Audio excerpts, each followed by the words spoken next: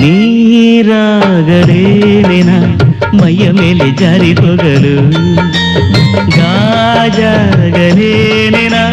ನಿನ್ನ ಅಂದ ಚಂದ ತೋರಲು, ಮಂಜಾಗಲೇನ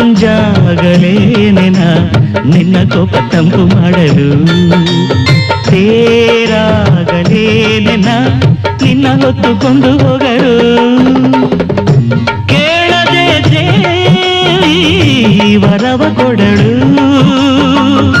ಹೊಗಳದೆ ನಾರಿ ಮನಸ್ಸು ಕೊಡಳು.